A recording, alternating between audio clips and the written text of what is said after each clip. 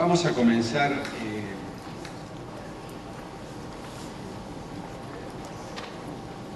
este tema que tengo preparado escuchando al maestro. Como le llamaba un padre de la iglesia, Clemente de Alejandría, a Jesús, lo llamó el pedagogo.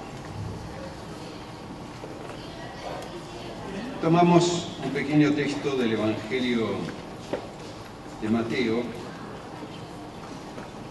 18:1,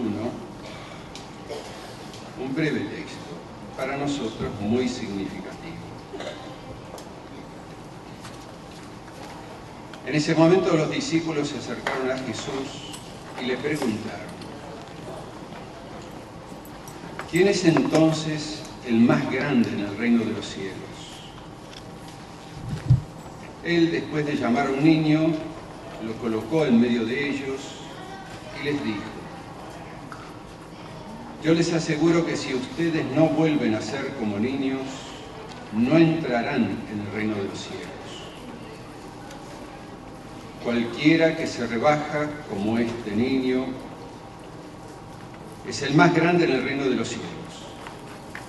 Y el que recibe en mi nombre a un niño como este, me recibe a mí. Palabra del Señor.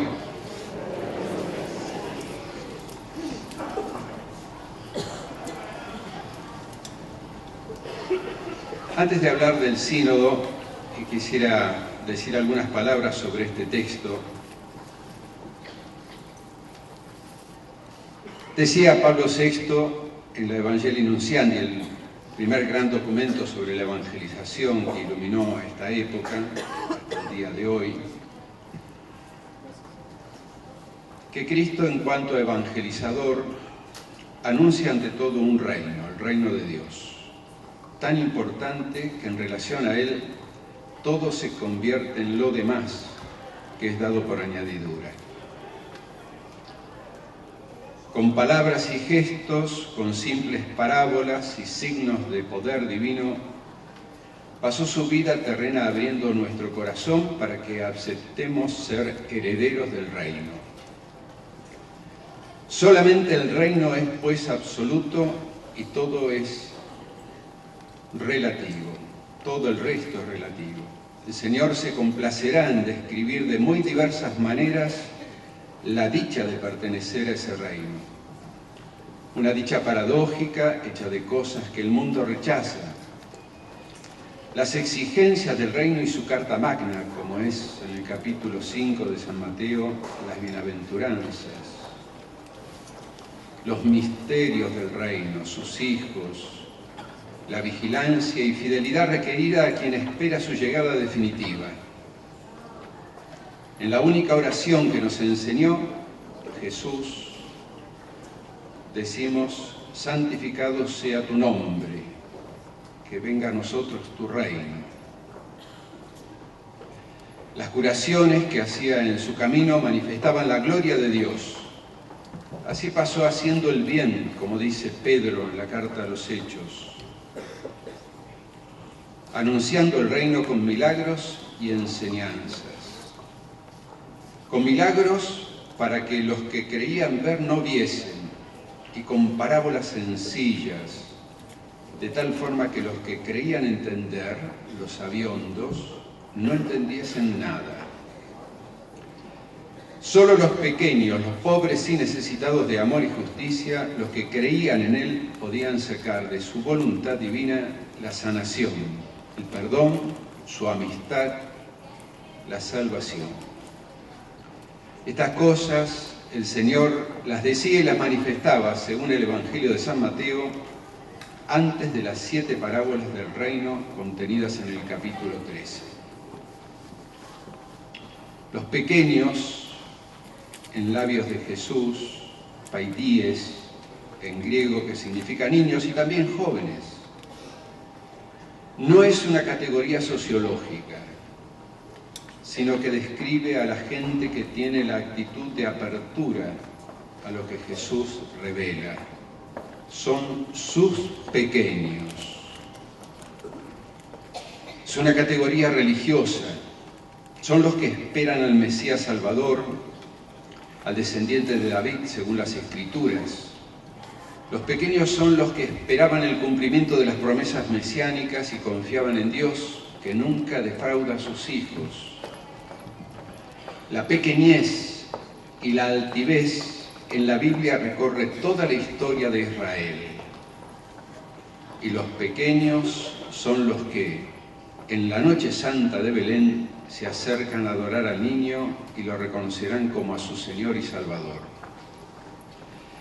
La pregunta que surge de los discípulos pone en evidencia que poco y nada han comprendido del reino anunciado por Jesús.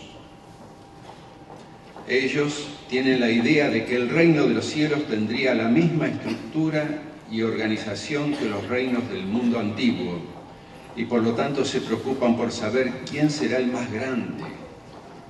Es decir, quién ocupará los primeros puestos de privilegio, como si aquella fuese una corte de palacio donde los primeros puestos los ocupan los instruidos, los inteligentes, los poderosos. En la médula de esta enseñanza se desarrolla cuál es la verdadera grandeza ante Dios. Como en todas las enseñanzas sobre el reino, Jesús responde a la pregunta no solo de palabra, sino también con una acción simbólica, un gesto provocativo, profético. Llama a un niño y lo coloca en medio de ellos. Signo y palabra se iluminan recíprocamente. Es el pedagogo. Para los judíos de aquel tiempo, los niños ocupaban un lugar inferior en la escala social debido a que las consideraban ignorantes de la ley. Hablar con niños era indigno para un escriba o un doctor de la ley. También para los apóstoles, cuando se acercan a Jesús, les dicen que no los moleste. No se concebía perder el tiempo con ellos.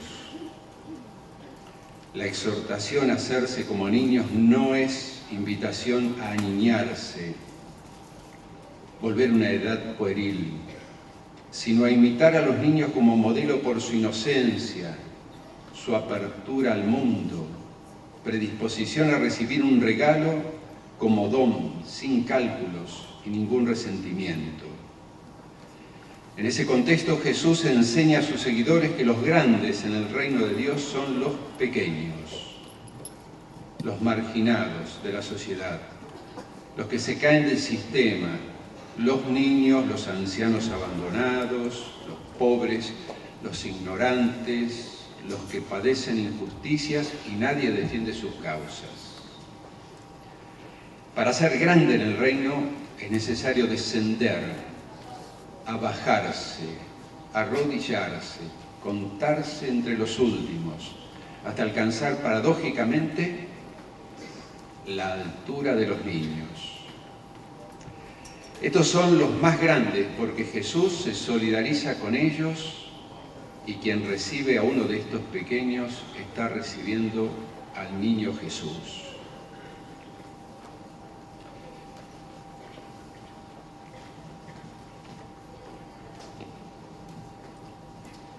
El sínodo arquidiocesano es una moción del espíritu, es una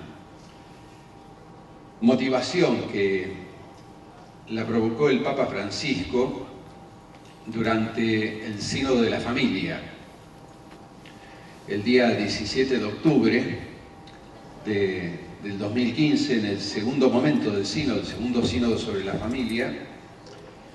El Papa dio un histórico discurso sobre la sinodalidad en la Iglesia. Palabras que, como no estamos acostumbrados, ya que en Buenos Aires, en estos 400 años que vamos a cumplir en el 2020, nos reconocemos en nuestro origen en 1620, como la diócesis del puerto de la Santísima Trinidad de los Buenos Aires. Tuvimos un solo sínodo allá por 1655, que no terminó, digamos, una sola experiencia. Y mientras que la Iglesia Universal, especialmente en Europa, los sínodos han sido un recurso ordinario, nosotros hablar de un sínodo parece que es algo extraordinario en la vida de la Iglesia. El Papa sobre la sinodalidad dijo grandes cosas, ¿verdad? Celebrando los 50 años de los sínodos episcopales, esos que se hacen en Roma y que dieron tantos frutos en la vida pastoral y espiritual y de renovados métodos de evangelización.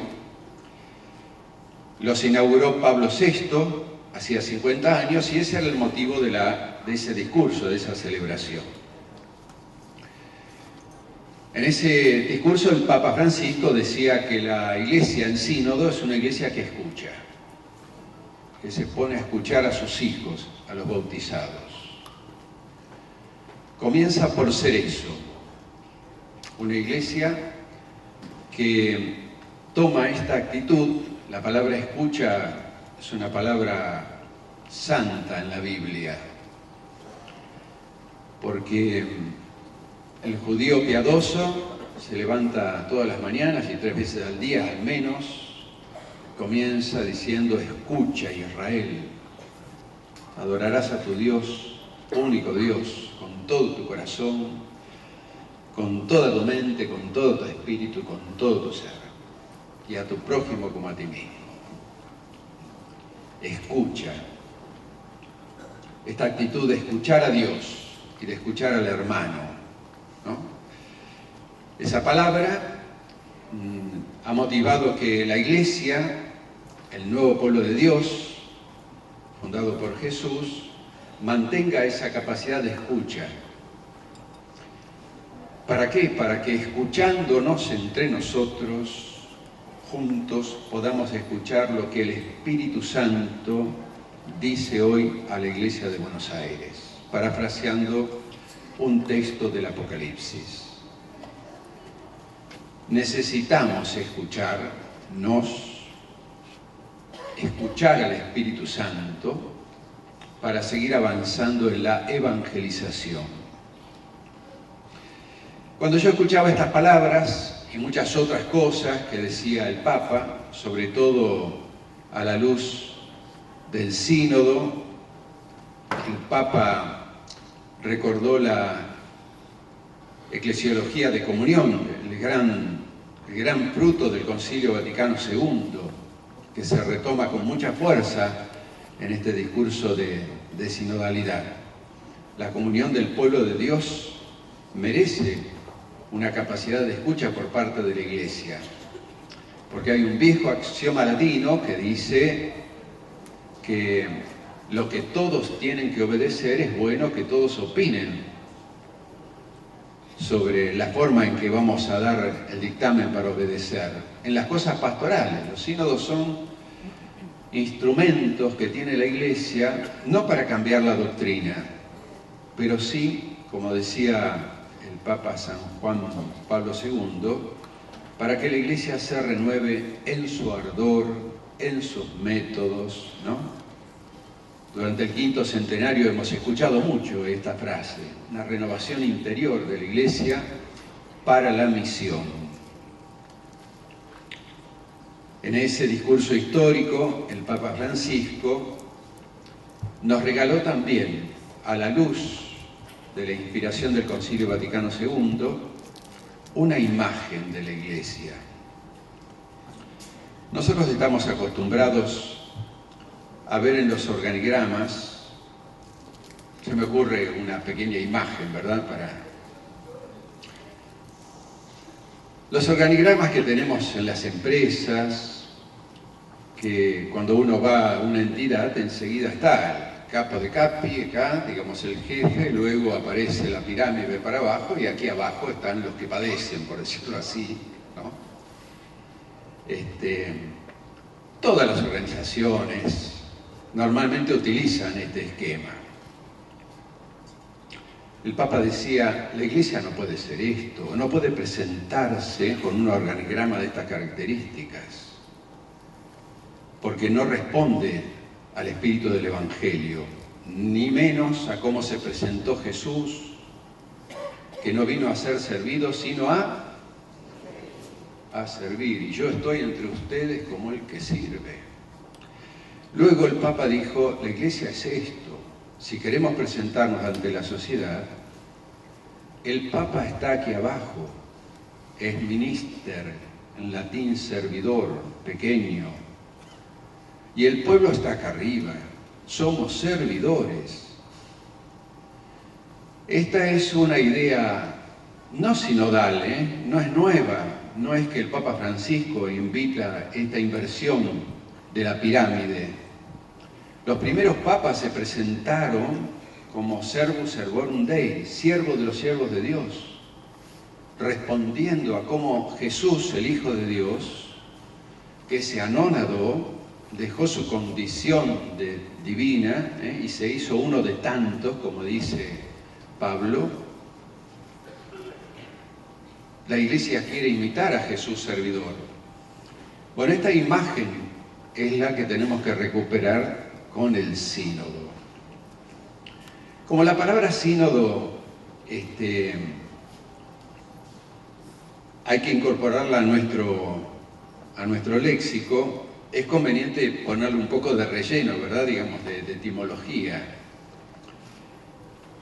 Es una palabra derivada del griego, que prácticamente suena igual. Y el griego se puede decir de dos maneras. Es una preposición y un sustantivo, sin jodos, con H, jodos, es hacer juntos el camino. Sínodo significa hacer juntos el camino. Y también se puede escribir, y se pronuncia casi igual, sin H, sin jodos,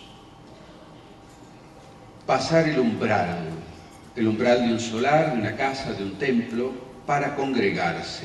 Son dos notas que la Iglesia tomó, en primer lugar, para enriquecer su sentido eclesiológico de esta palabra. ¿De qué camino se trata? ¿Qué camino tenemos que hacer juntos? Tenemos que volver sobre las huellas de Jesús, porque Él es el camino, la verdad y la vida.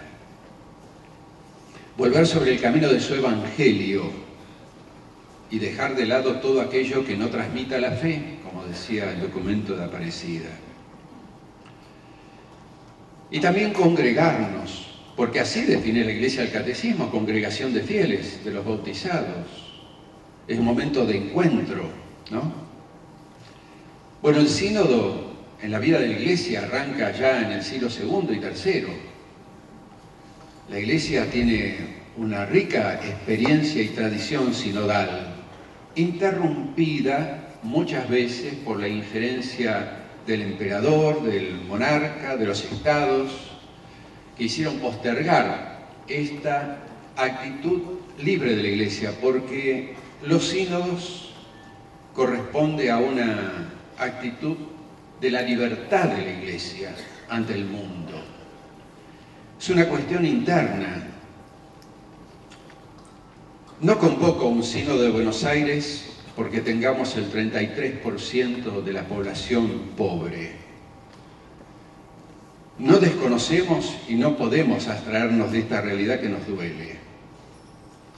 Es un tema interior, es saber cómo nos paramos y posicionamos desde el Evangelio para anunciar a Jesús en esta cultura, en este momento, en este tiempo tan desafiante, con tantos desafíos que en el orden de la educación se sienten con más seriedad, ¿no? Es cierto que se dan respuestas porque los sínodos, como decía el Papa en ese discurso, se levantan como un faro ante la sociedad civil, porque durante el tiempo que la Iglesia vive el sínodo en capacidad de escucha, el diálogo, el consenso común, buscar caminos comunes, son también un ejemplo para la sociedad civil. No queremos ser ejemplo de nadie, es cierto, pero muchas veces en la historia de la humanidad los sínodos han resuelto momentos de conflicto, ¿no? Y han puesto también la paz del Evangelio, la doctrina del diálogo que tiene la Iglesia. El fundamento del diálogo para Pablo VI, la doctrina del diálogo, comienza por la encarnación. Dios entró en diálogo con el hombre, con la humanidad. No lo merecíamos. Hay una desproporción entre el que se tenía que abajar y aquel que con sus miserias y pecados tenía que sentarse en la mesa del diálogo. Y sin embargo Dios se hizo uno de tantos, se abajó, se anonadó, ¿no? Y entró en diálogo con el hombre, porque tenía algo que proponerle. Y lo llamó, no por compulsión, sino por persuasión, a hacer su camino. Bueno, el diálogo que establecemos en el sínodo es esto. No queremos renovarnos en el proselitismo. No queremos tener ninguna actitud compulsiva con nadie. Al contrario, queremos abrir con la fuerza del diálogo, la capacidad del diálogo ecuménico, interreligioso, y también con el mundo, con su cultura. Un antiguo cristiano del siglo II tiene una definición que siempre la cito, es un anónimo, ¿no? Dice, ¿quién es un cristiano?, se preguntaba en el siglo II. El cristiano en el mundo es como el alma en el cuerpo. Esto significa eso. El cristiano tiene una actitud ante el mundo, no de separación, sino de encarnación, una sola cosa. Tiene algo para anunciar, que eso es educativo, ¿no? Nuestro sínodo quiere retomar también la tradición de la Iglesia. El derecho canónico a los obispos nos pide que tengamos una oportunidad, hay que ver con claridad y discernir la oportunidad del sínodo.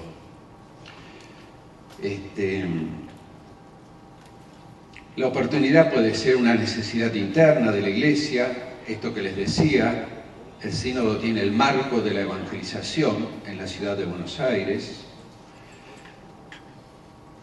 Pero miren, yo veo como motivación y también esto que pide el derecho canónico a los obispos, en nuestra vida eclesial. Nosotros vamos a cumplir 400 años de vida de la Iglesia. La Iglesia comenzó con los misioneros, con los rezadores, bautizadores, las misiones jesuíticas, franciscanas, dominicas, las universidades, las escuelas primarias y de segundas letras, las artes y oficios.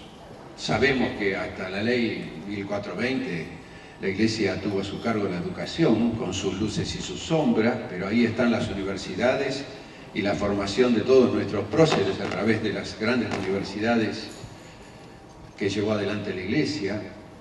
Luego, todo este proceso ante el Estado moderno, la Iglesia, bajo el principio de subsidiariedad, presta este servicio de la educación, tiene experiencia de la educación, ¿no?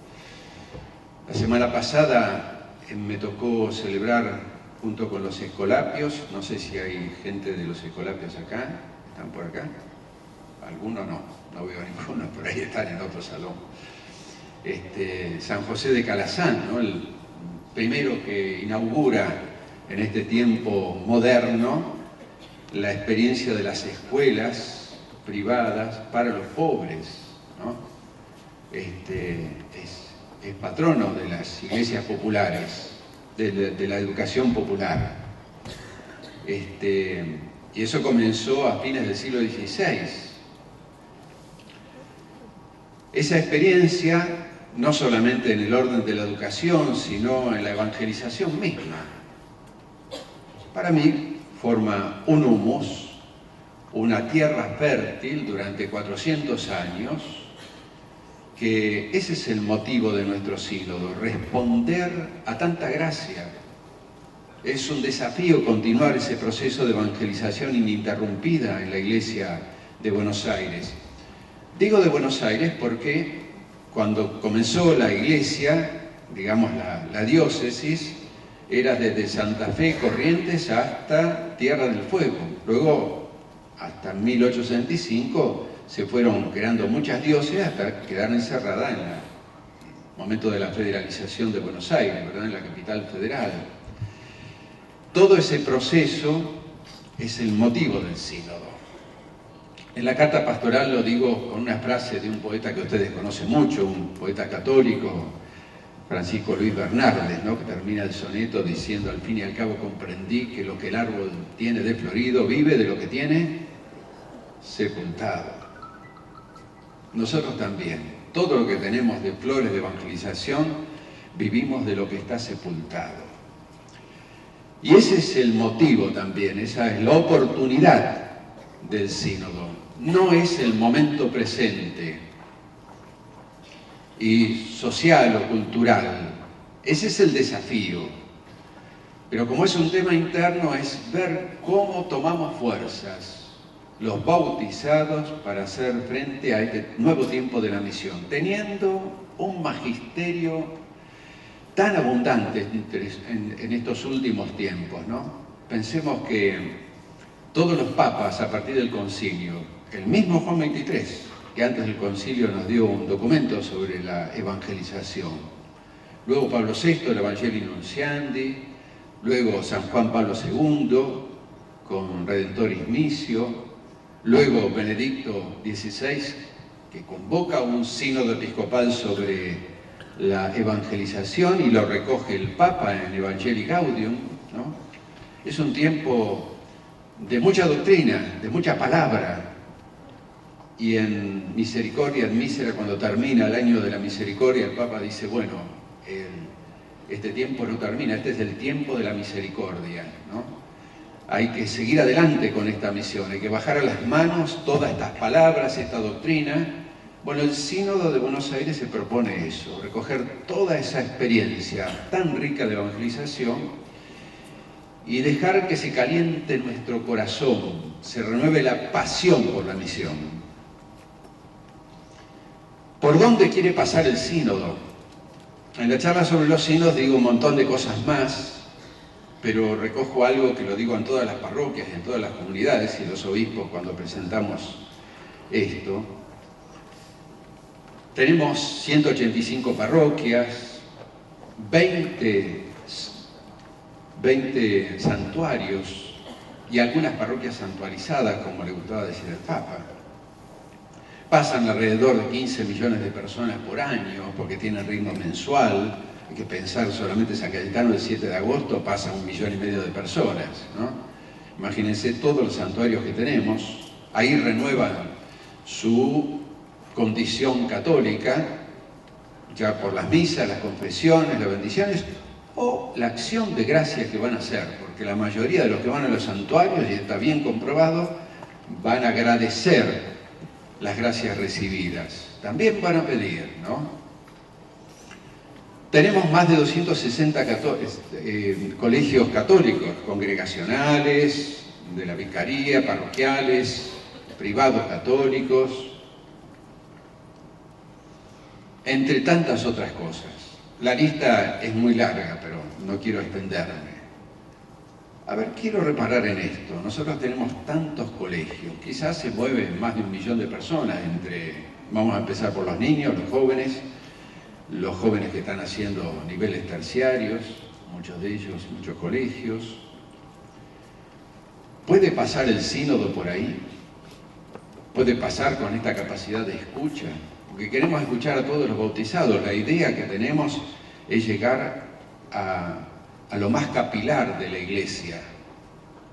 No solamente los bautizados que tenemos adentro, sino aquellos que se han alejado por algún motivo. El documento de Aparecida dice en el número 225, dice: ¿por qué mucha gente deja la Iglesia Católica para ir a otros cultos? ¿Por qué? Se preguntaban los padres ¿no?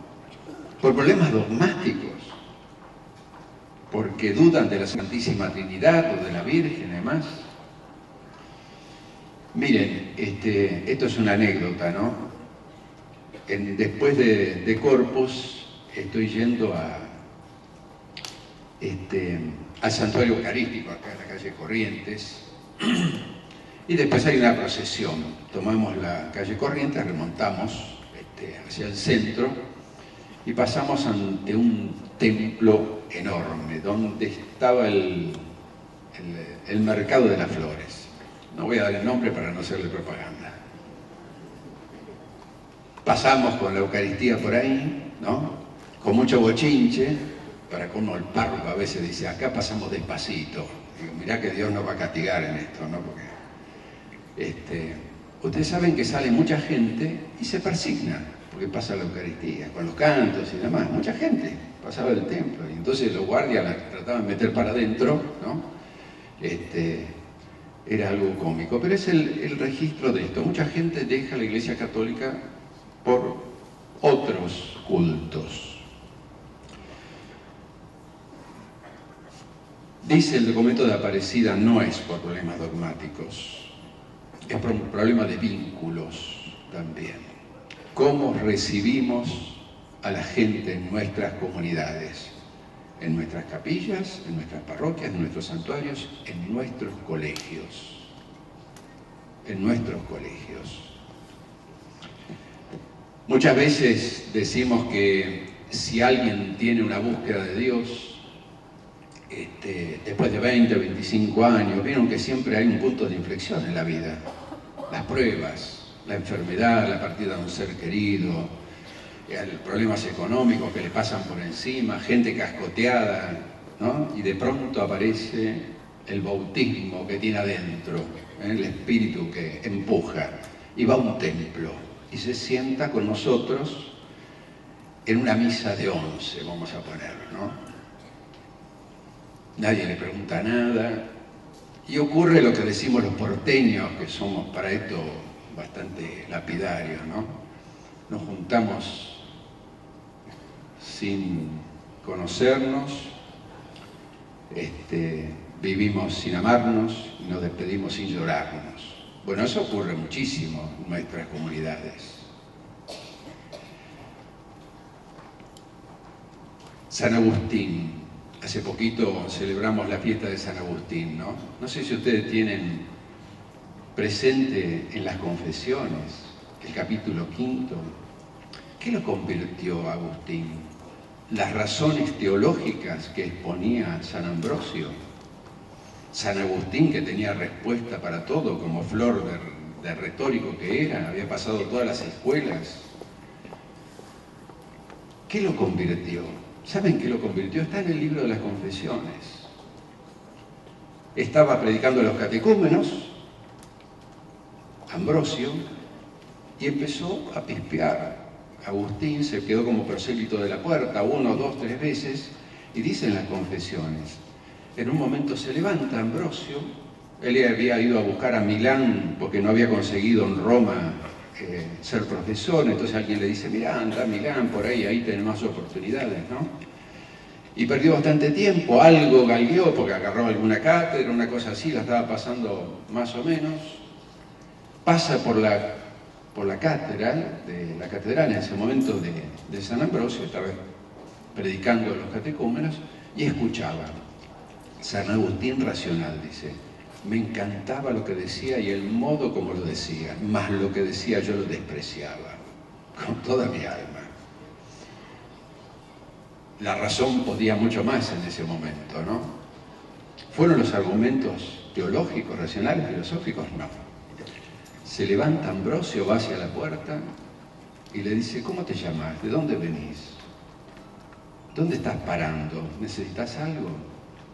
Acto seguido en las confesiones dice, empecé a amar a ese hombre. Lo empecé a amar. Lo volteó a Agustín. No son las razones ideológicas, ni intelectuales, ni racionales que mueven el corazón. Son los grandes gestos. Buscamos con el sínodo grandes gestos de grandeza humana que también se apoyan en el Evangelio, ¿no? Por poner un ejemplito en este sentido. ¿Podrá pasar el sínodo por nuestras escuelas para una verdadera renovación que siempre buscamos en la educación, siempre poniendo a los niños en el centro y sin moverlos. Porque hay una razón teológica en esto. Por eso quise leer este Evangelio. Jesús termina diciendo, miren, todo lo que le hagan a este niño, a este joven, me lo hacen a mí.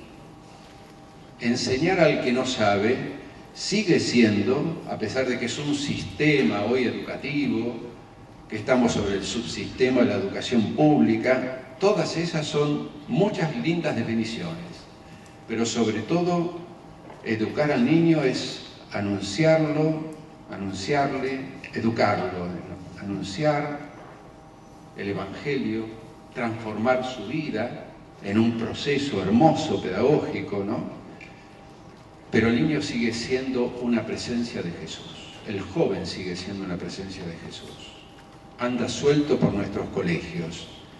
Y todo lo que le podamos hacer a él, parafraseando algo que decía un padre de la iglesia, San León Magno, ¿no? Toda obra de misericordia que le hagamos a los demás, especialmente a los pequeños, Dios las reconoce como de su mano, las reconoce como el dispendio de su propia misericordia, ¿no? Este texto es importante, volver sobre el camino de Jesús. La educación también tiene que recorrer el camino de Jesús, volver a poner al niño en el centro de nuestra realidad. Ahí está la grandeza que busca el ser humano, ¿no? Como son las 10 y ustedes tienen larga jornada esta mañana, voy a dar por concluidas estas palabritas. Y también un pedido. En primer lugar, publicamos una carta pastoral en Pentecostés para iniciar el sínodo, ¿no? Que durará 3 años. El primer año es de escucha, consulta. A ver, ¿vamos a hacer las preguntas de siempre? No. Mire, tenemos muchas posibilidades los porteños, ¿no? Por ejemplo, tenemos el barómetro social de tanto prestigio. No hay político que con el rabo del ojo no mire las estadísticas del barómetro social para ver cómo andamos, ¿no? A pesar de que tenemos un INDEC y están de mejor, en fin, yo qué sé. Bueno, lo tenemos al servicio del sínodo, ¿no? Para hacer las preguntas, las encuestas de cómo podemos evaluar después, porque nos interesa escuchar. Hay muchas cosas que no nos van a agradar, porque en la escucha hay gente que tiene mucho dolor, mucha bronca, porque el obispo lo miró mal, no sé qué hizo, o el cura, o la monjita, o un laico que no quiso y no sé qué cosa pasó en el colegio, que no le tomaron a la chica. Queremos escuchar a todos, ¿no? Porque la idea es ponerlos adentro de nuestra iglesia, que vengan.